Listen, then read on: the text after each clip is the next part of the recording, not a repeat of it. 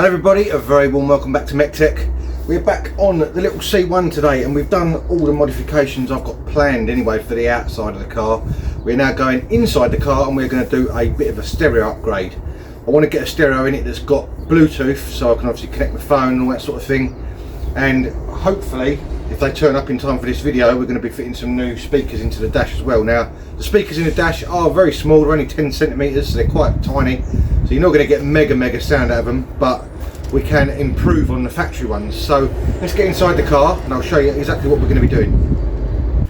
Right, before we get in the car, I'll just show you what we've got here. This is a Sony MEC-N601BD, and this is actually a unit I got out of my old cab. So I know it's not new, but it's new as far as going in this car is concerned. Now it's got DAB, it's got Bluetooth and all that sort of thing. It's got a microphone with it, which has never been used because it wasn't connected in the cab.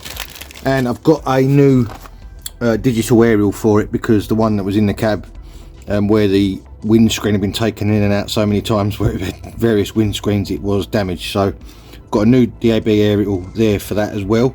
The speakers, I said, haven't arrived yet, but they should be here hopefully before this video is finished, and then we can get those fitted as well. I've got some not Infinity, we've got some what are they, Alpine speakers coming for it, which are really nice quality. So let's get in the car, we'll get this fitted first of all, and then we can sort out the speakers after. Forgot to add as well, I've also got this fascia kit which I actually got for Christmas. So this is obviously a single DIN radio fascia plate adapter, the keys to get the old stereo out, and the adapter for the wiring so we can do normal ISO plugs into whatever the C1 is running. So we've got that to obviously make this stereo fit as well, so you will need that if you're going to do this job, because otherwise it won't fit, because obviously the dash is quite curvy and that radio isn't. Let's get in the car and we'll get started. Right, now we're in the C1, we've got to get this fascia plate off, which is this whole section here. Now the first thing you've got to do is pop off this heater knob, which I've not taken off before, so hopefully it just pops off. And behind this there is a Phillips screw, if I remember rightly. I'm watching videos from ages ago when I very first got this car, I was looking at how to do it. Yeah, so there we go.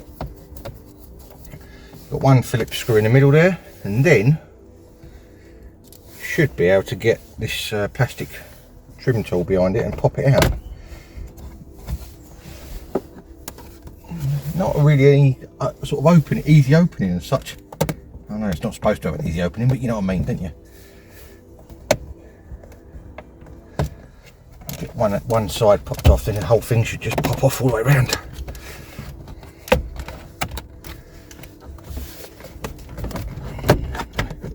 It's not too bad. That just pops off like that. That's it. Just like that. Just like that. Okay, so behind here we've obviously got our radio connection, which we'll need to take off. Just squeeze the connectors together and pop it out.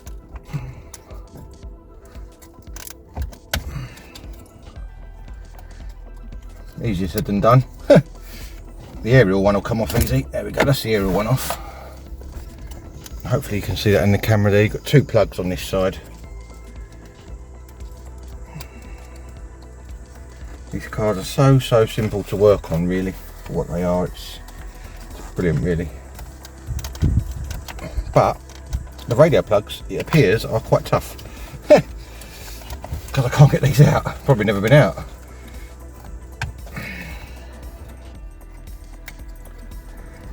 Let's get this little tool in here and see if it can pop them off. There we go, that's better.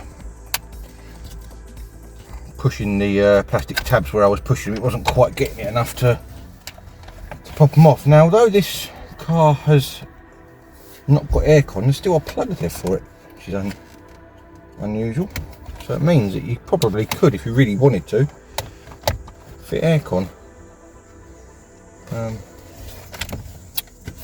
it's just plugged into a blank. It's not the easiest clips to get off, I'll be honest. My fingers aren't working either, so that's not helping much. Here we go, there's one, there's two, and there's three. Now these are colour coded. You can't get them wrong when you put them back. Green, white and black to green, white and black. As I say, this one is just a blank. So now we've got to get that stereo out of there, which it's got these squeezy tabs on the side. Now usually you'd put a tool in from the front to pop the tabs sideways, but I can't actually see any holes to do that, so I think it'd probably just be a case of squeezing these in and pushing it forward at the same time, like that. It's easy enough. Do one side at a time. There you go, it pops out. Really easy. And there's your old radio out. Now I've just thought I've unplugged that and there's a CD in it. What a numpty. Okay, let's quickly just plug that back in.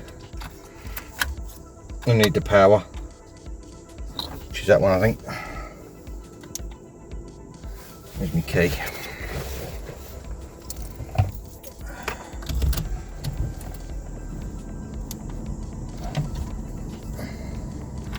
I've clearly plugged in the speakers and not the power. Right, there we go. Eject that CD out of there so I don't forget that. There we go. Switch that off again. Right, now we can take it back out again and not have to worry about that getting left in there. And yes, I do still listen to CDs. I'm old school, I can't help it. Although I do listen to stuff on my phone, still got a lot of CDs, so don't really want to get rid of that at the moment, which is why I've got this radio out of my old cab, because it's still got a CD player in it as well. Right, that's now up for good. So with this then, obviously we've got to put our fascia in there to start with, which I assume just clicks in the same way.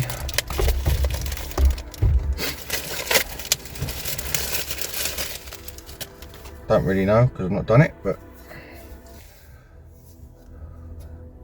not actually any sort of fixing. I wonder if I reckon what will happen is you'll put that in there and it'll just go in, and then the tabs, that the cage that the new radio sits in will hold it in.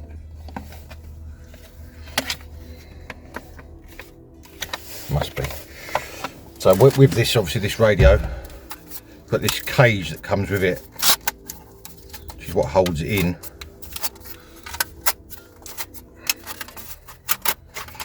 And when you put that through the middle of there,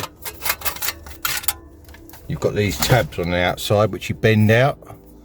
You can see they've obviously been bent before where it's been in previous cars. So if you put that through there with it, I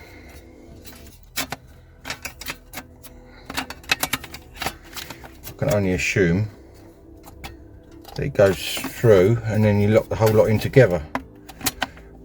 There's no other way of locking it in.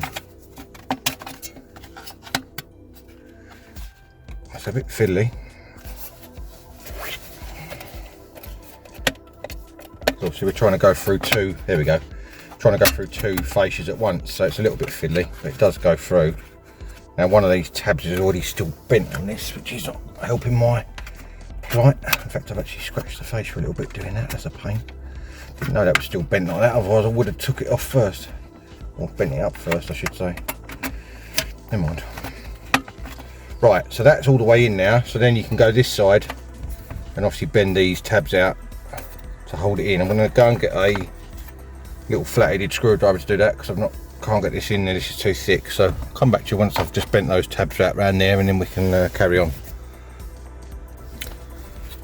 Right, there we go, got those tabs bent out, got two on the bottom, two on each side and two on the top. That is lovely and secure in there now, it's not going anywhere. So next thing I think we'll do is plug in our adapter wiring, which I'm assuming is going, yeah, looking at the pins, let's just make sure, yep, so that's black to black and brown to white. Didn't go in there very well, did it? There we go, that's better.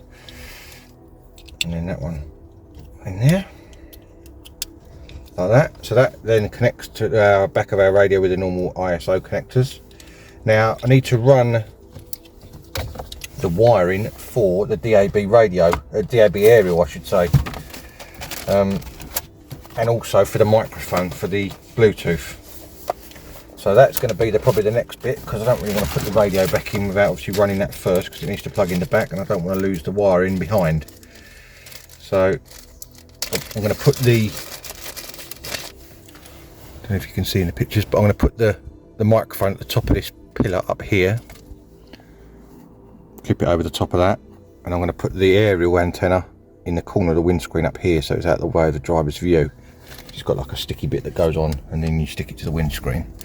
So I'm going to work out where I'm going to put this exactly. You can see it's got this black box, and then this piece here is like a clear piece that sticks on the windscreen, which has got that little wire in it for the, obviously for the antenna for the to pick up the signal. So I'm going to work out where these are going to go. I think I'm going to go and wash my hands because I don't want to get dirt all over these A-pillar trims. We'll get those A-pillar trims off, and then we can run the wiring to where it needs to go to, and then hopefully it'll all be absolutely marvellous. I'll come back to you when I've been and washed my hands and got these pillar trims off.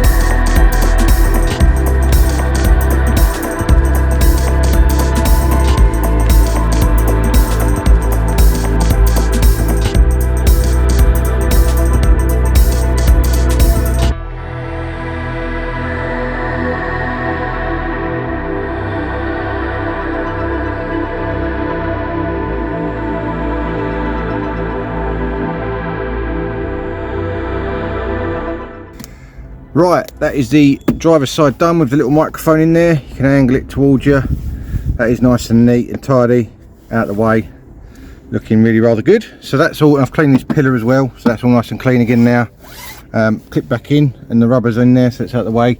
Now this side I've got to do a little bit of work too, because this aerial sticks to the windscreen, but it's also got a tab on it, this tab here, which needs to earth to the body.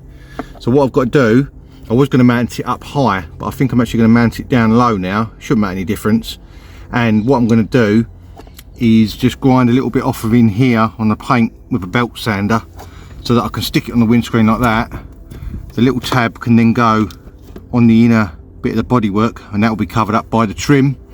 And then this little clear bit will just sit in the corner of the windscreen there, where your tax disc would used to have been years ago. I've just took the tax disc out.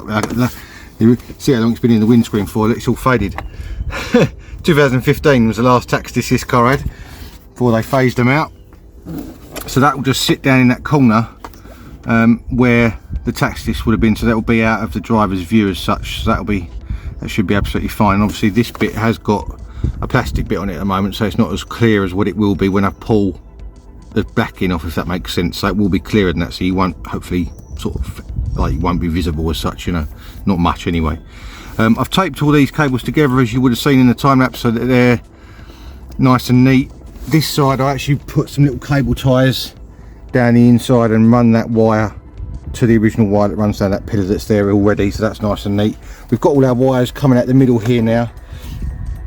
So I just want to get that aerial sorted out over there, get that little bit ground off that pillar, stick it on, and then we can put that pillar and everything back together, get all that put back together so it's not hanging everywhere, and then we can concentrate on the center console again, getting this radio and everything back in here. So yeah, it's going all right so far. Let's carry on. Right, gonna get this right down in this corner here. I think that should be okay. That's where it was in my cab before, so, and that got a pretty good signal. I would like it at the top really. The only problem with putting it at the top is obviously this cable is in the way for grinding a bit off. Mind you, I could bend that out of the way, couldn't I? I would prefer it at the top, just so it's got the best, hang on, you can't see, so it's got the best signal, you know.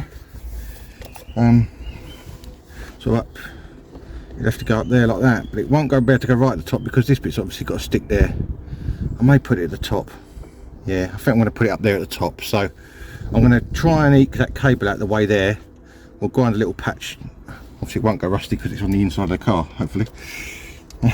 That's my theory anyway. So it's alright, I'm just trying to prop the camera up so you can see what I'm doing, but it's not working very well. Let me get the camera propped up and we'll get this ground off. Right, that is going to be roughly the position this aerial's going to go. It gives enough clearance for that to stick on the screen. So I'm going to buzz that with a belt sander. I've got the cable roughly out of the way. Sorry about the noise.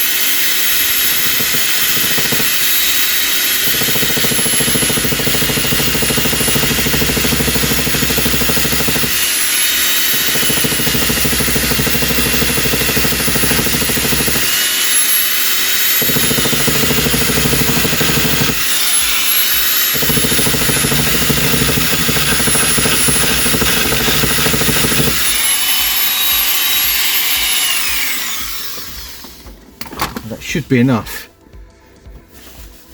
Hopefully. Give it a little wipe, make sure there's no gunk or whatever on the screen.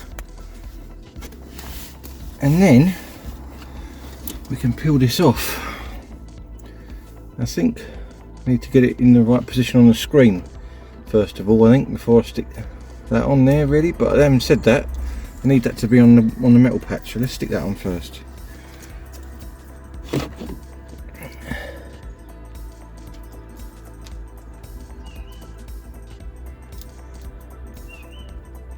Trying to get it straight. Well, straight as I can anyway.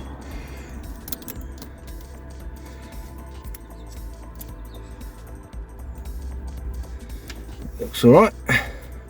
So that's now stuck on a metal patch. I'll peel off the backing on this and we can stick this on too. And then we can get back to the head unit side of things.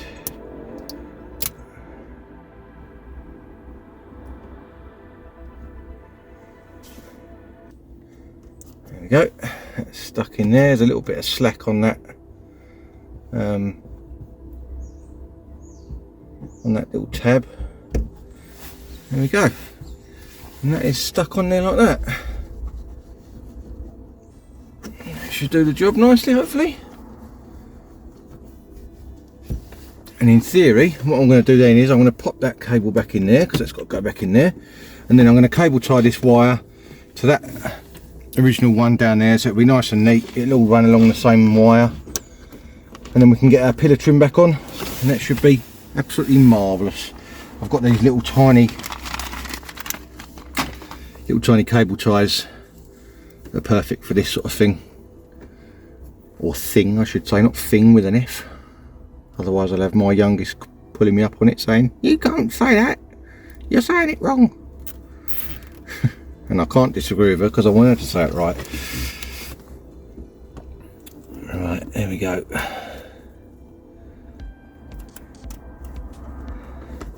Now, I've got a little bone to pick with some of you lot out there. I've noticed on my analytics on my channel that a whopping 75% of people watching my videos aren't subscribed. So, if you wouldn't mind just pushing that little subscribe button and hitting the bell, I really would appreciate it, because you're all watching the videos but no one seems to be subscribing. Well, some of you are obviously, and I appreciate that very much. So if any of you that are watching aren't subscribed, I very much appreciate you hitting the bell, or hitting the subscribe and the bell right now, and then you won't forget at the end of the video when I say it, because I always say at the end of the video and I think to myself, well, if someone's not watching right to the end they might not see that, so I thought I'd mention it now. Right, 3 cable ties, job done. I'll cut those ends off. 1, 2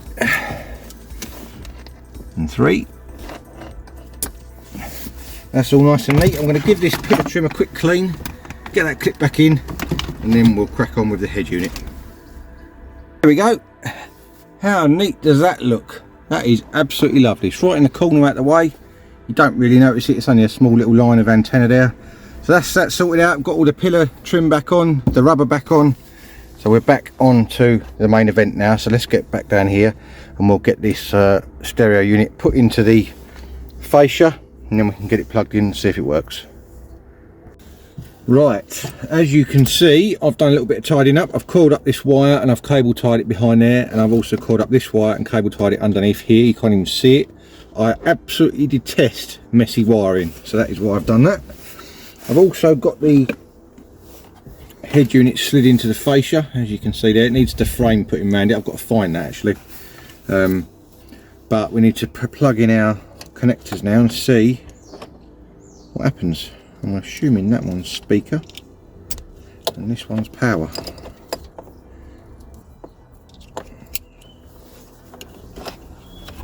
In theory, if I find my key, where's my key? In my pocket. It should power up.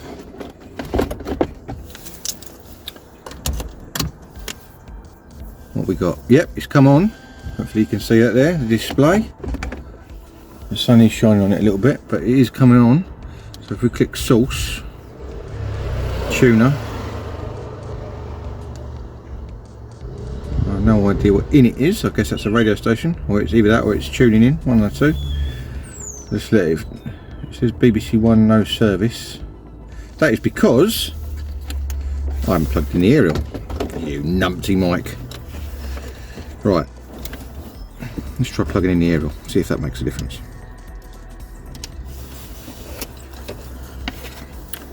See what that does.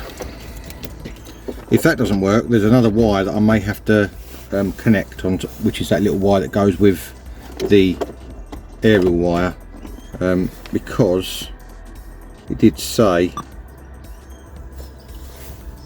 yeah, it says no service. So there's this wire here I've got to connect on, and I've got to read it again because I can't actually remember what it said where I've got to connect it onto. So let me have a quick read of this. In fact, stay there and I'll look at it. Right, it says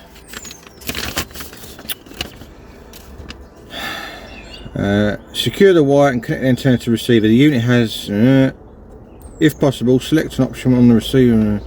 Hang on a second. If possible, select an option on the receiver to power the aerial from the centre core of the coax wire. So you have to go through the menu on the radio. If this is not possible, connect the black wire to the 12-volt aerial output on the receiver. Alternatively, connect to an ignition supply of the receiver. So I need to look at whether this radio has got an option to power it through the centre core of the coax, or whether I have to connect this wire separately to power. So I'm going to have a look at that and I'll come back to you in just a second. Okay, I've just I'm going to look round to see what I can find as far as switched power. Now these two leads here are obviously power, well two of them are. Now that yellow one I believe is switched power. Now I've got my test light here which is earthed to the bodywork under there on this lead. If I probe that, this won't light up. I'll stick it in there so you can see what I mean, like that. So that's not on at the moment. If I switch the ignition on the key, that comes on. So I know I've got switched live on that yellow wire. So what I'm going to do, there you go, I've switched it off again. What I'm going to do is I'm going to get a bullet terminal, because that's a double bullet terminal luckily on that. I'm going to get a bullet terminal on the end of this wire and then plug that into there, and then that should make our DAB aerial work. So let me do that and I'll come back to you and we'll see if it works. Right, this wire is only very small and the crimp is obviously quite big in the end there where the wire goes in. You can see that on camera. So what I'm going to do, strip a little bit more back and then we'll double it up. We'll get a bit more on there like that. Twist it together. Stop it all flying out, and then we can double it up back on itself like that. Get a terminal on there. In fact, before we do that, let's make sure this terminal fits in there. So I haven't actually checked that. It might be a bit big actually. Yeah, it is a bit big. Okay, that might be a bit of an issue then. Let me see. Actually, that might be able to bend, because that's a big spade terminal inside there. I wonder if I can just bend one side of it out slightly so that it fits, allowing a bit more. Yeah, that should work. I'm going to unplug this radio for a minute so it's not going to fall on us, because I don't really want that to fall on us. And then we can bring this down here and unplug the aerial for a minute as well. What I want to do, if I turn you around slightly, is I want to see if I can get this to open up so this fits in there, but it's quite a big bullet terminal, that is. I'm going to see if I've got a smaller bullet terminal, because that's a bit too big really. If I haven't, the other alternative is I can actually take this, pull this plastic cover back and just solder it to it. Could do that.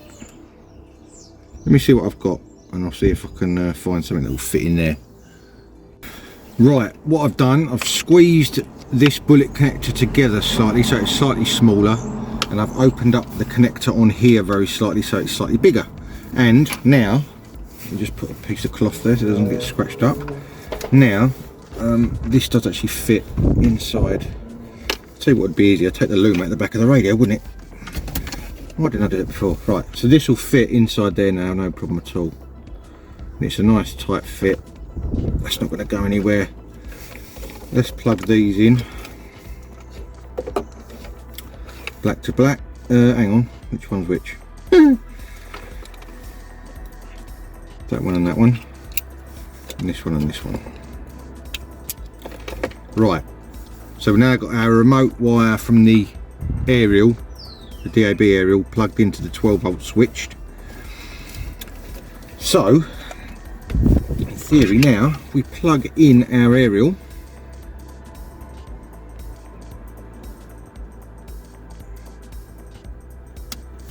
And plug in our power. Like that. We should, if I switch the ignition on, push source, tuner, it's scanning, initial scanning, hopefully it'll work.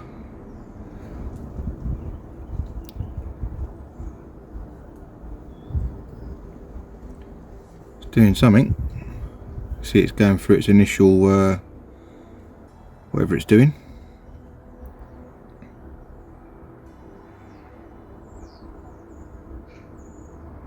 It didn't take this long before, so I'm assuming it's because it's got a signal now that it can pick it up, because before it went straight through it and then come up with no signal. So with any luck it should be alright. Now this unit's got a USB and it's got, oh there we go, we have got DAB. I can't play it because of copyright, but it's working. As you can see, we've got a signal. If I click number 1, it's coming up no name. What is number 1? Don't know what number 1 is.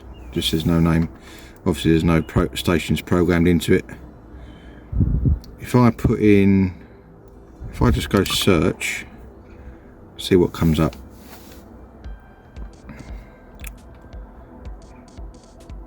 Angel Vintage, whatever that is. Let's keep going.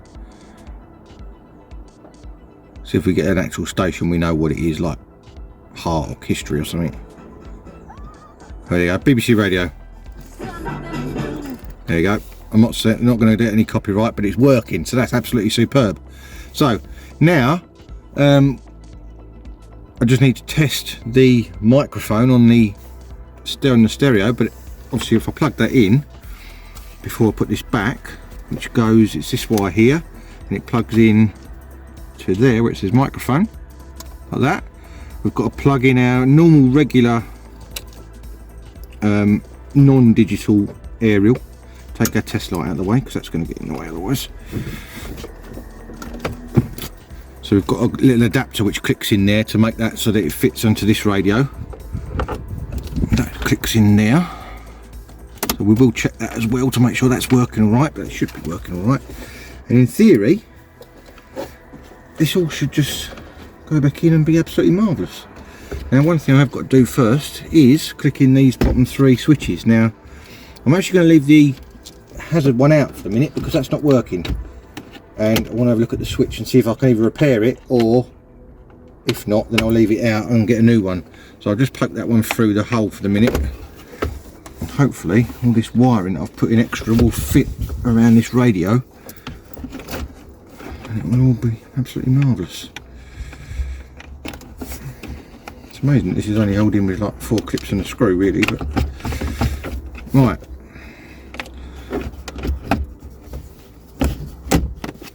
That's that one in. This side's not going in, so I need to do a little bit of jiggling to make sure that the wiring is out the way, because it's clearly not at the moment. Let's try that again. There we go, that's it, she's in. Or it's in, I should say. I shouldn't call it a sheet, because it's not a sheet, it's a piece of plastic. So there we go. That's... Brianna had some struggles. There we go, that's working lovely. Let's just flick it over to tune normal tuner, see what that works, make sure that works alright. It's already on tuner, isn't it? Let's come out of that. I need to push mode and go into normal FM. There we go. Do a little search. What's that one there? Radio 2, is it? Yep. Public interest and the balance. Yep, that's working. Got the news or whatever that's on there at the moment, so no copyright worries there. I've already tried the CD player. I know that works. CD.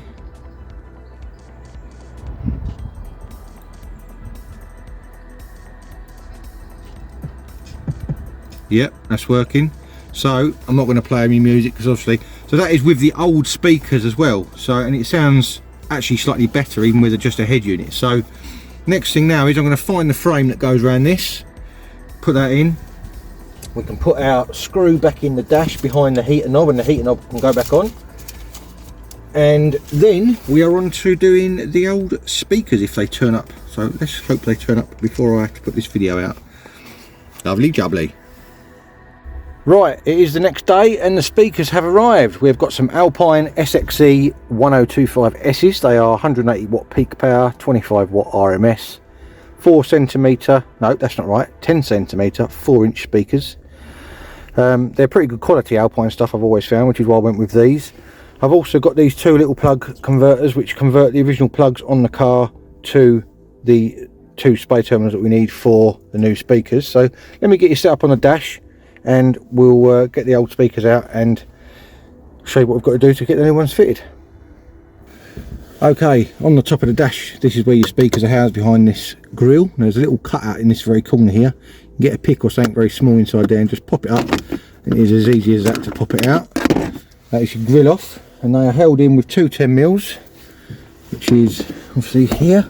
A little bit fiddly to get to because obviously you're in the corner next to the windscreen, but shouldn't be too much of an issue.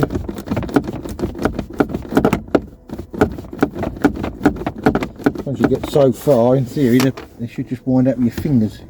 No, apparently not. We'll keep going with the ratchet then. Now these speakers are only held in by 2 tabs. The new ones have actually got 4 tabs on, so we have got to modify the new ones to fit by cutting off 2 of the tabs. Some of the other speakers have got like little tabs on that you just bend either way, and you sort of flex them either way and they just snap off. But the ones I've got are more substantial, so we'll have to probably use a hacksaw or something of that nature to cut 2 of them off. I'll show you once we get to it. Apologies for all the clanging and banging. As I say, it is quite tight inside this corner here. Once you get so far, you should just wind out. We've got these washers on that spin, so you can't always get hold of the head of the screw, because otherwise you just get hold of the washer that's spinning. There we go. Right, that's that out. So it's just 2 bolts like that, as you can see, and this should just lift out. These are very, very low quality speakers. As you can see, they're like a paper cone. All you've got to do then is click that plug off, plug, however you say it, plug even. How does that come off? I assume you just have to squeeze it, and probably never been off since it was new, so probably a bit stuck. There we go, just like that, and that is your speaker out. So I'll get one of these new speakers out of the box and we'll see how they compare. Right, you can see the difference between the 2 speakers is quite a lot. These ones have got little tweeters built into the middle of them, and if you look at the backs of them, the size of the magnet on the back of there is pretty small on the original, whereas the new one is a lot more substantial. Now I have just noticed on these ones, didn't notice obviously when I bought them, that the holes in the two brackets are slightly narrower. You can see that there, they're slightly narrower than what they need to be. So what I may have to do is make it so that these are slotted, and then obviously the bolts will just clamp them down, which should be absolutely fine. They're not going to go anywhere. So the next thing I'm going to do now is just check that the adapter I've got fits the plug, and then we can get modifying on these speakers. So I'll do that and I'll come back to it in a second. Righty ho, we are going to be getting rid of this one and this one on here. Now they have got to make sure I get this around the right way. They have got like a groove in the back there, which you can, hopefully my idea is to run a knife along, cut my finger, keep scoring it, and that will obviously weaken it. Don't really want to put it on anything. So what I'm going to do, I'm going to rest it on here on the edge of the vise, and then I can push on it without pushing on the cone. And move you round so you can see a little bit better. Whoop. This tripod today is not doing what it's told. Right, so if I rest on there and rest on the tab only, get a little bit more pressure on it going around like that, and I won't have any risk of gouging the knife into my finger. And I'll keep going around like that.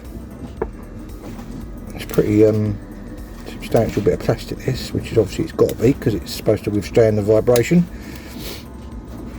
That's a massive power these speakers are going to run. Now in theory, if I bend that now, it should just snap like that, and that leaves you with, it's taken a little bit of the surface away, but that's okay.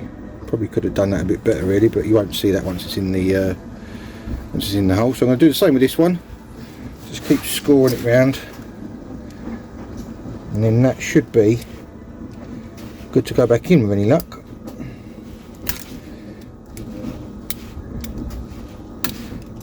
This is a little bit more of a faff than some of the speakers you can buy, because as I say, the other ones, they're like a metal tab and you just basically bend them either way until they snap. So you've got like a sort of serrated edge on them, you know. But I do like the Alpine stuff, which is why I went for this, because I've had good luck with the Alpine speakers in the past as far as the quality is concerned, you know. Now what I'm going to do on this one, I just bent that outside. I'm going to go over it again with a knife to cut a bit deeper, so I don't end up with a manky edge like that. And there you go, that one come out a little bit nicer on that side. So that's our speaker modified. We only need those two fixing points, as I say.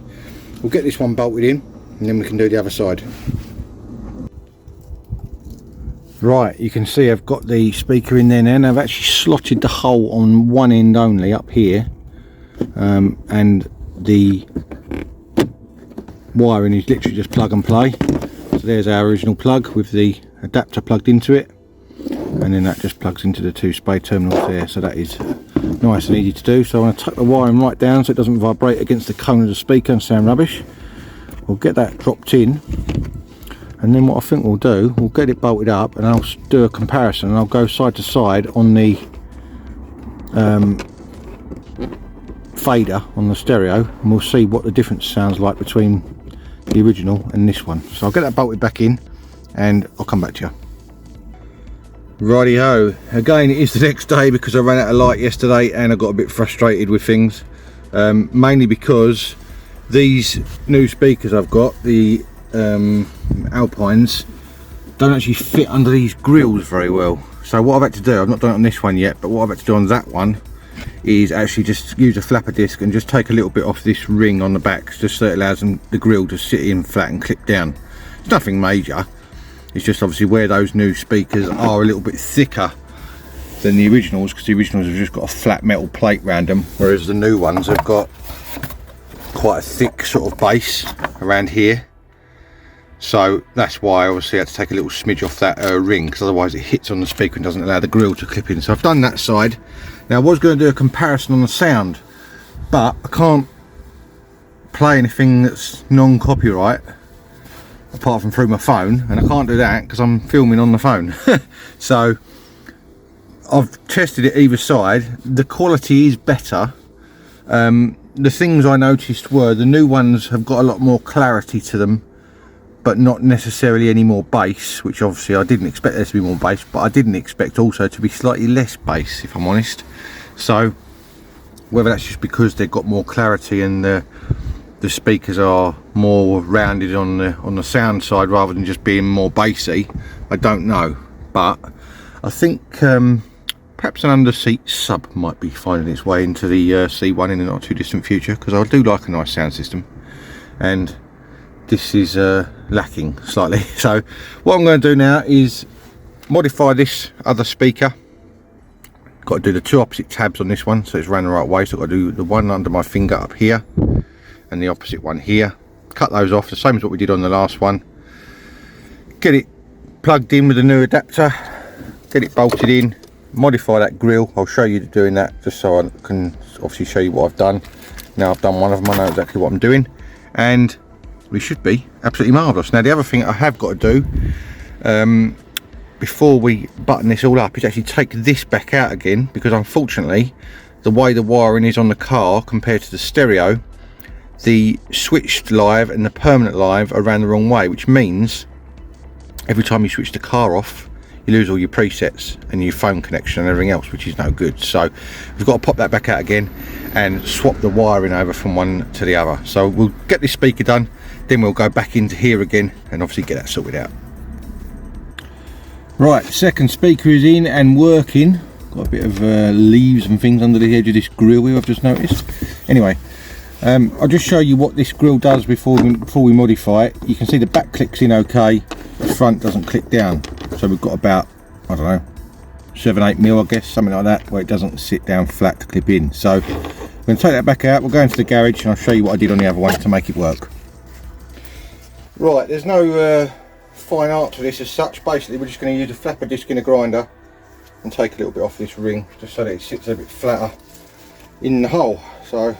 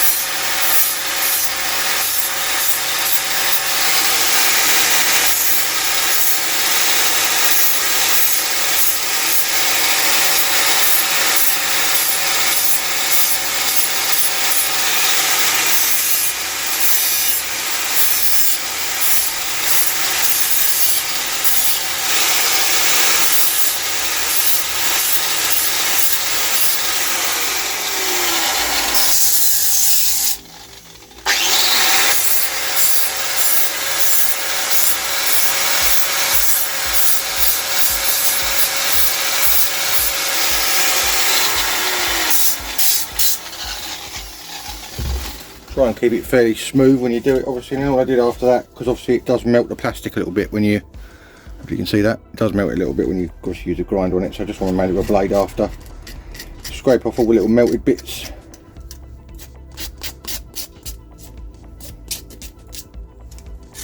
No one's ever going to see it, but it makes me feel better knowing that it's nice and neat, and also it obviously fits better against the speaker as well.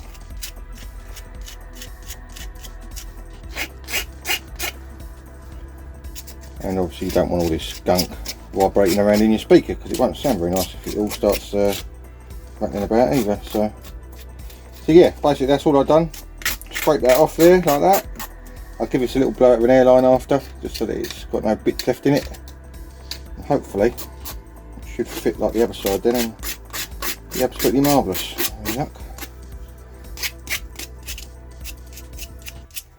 Right, a quick blow out of the airline.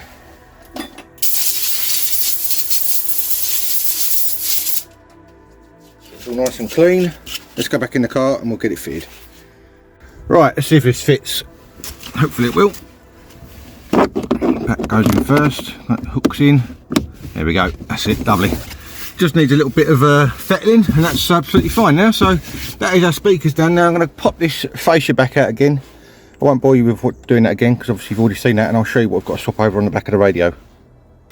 Right, with our radio fascia back out again, I've got the old test light back here again. Now, we've got these two red and yellow wires here. They both have bullet connectors on, which is precisely why they do this, in case you need to reverse one to the other. Now, you can see if I probe this one, this is with the ignition off, it has power all the time.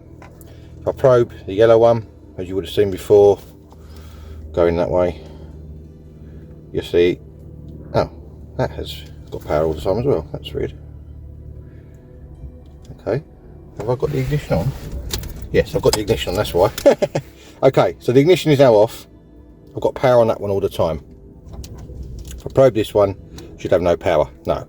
As soon as I switch the ignition on, it comes on. So basically, all we've got to do is swap the two wires over on here on the radio side. Obviously it's still going to be this around the same way coming from the car, but it needs to be fed into the radio the other way around, if that makes sense. So if I pull that one out of there, it'd be pliers, hopefully this will work. Now, I asked my old mate Dan about this, I'm not going to lie, and he said this is what you got to do. So because he has actually bought a little 107 as a runaround, and he's changed the stereo in his, and he said he had to swap his over too. So right, come on, God, I don't want to come out. There we go. Right, so if we plug our yellow into there, it's going to look wrong on the colours, I know, but as long as it works, I ain't bothered.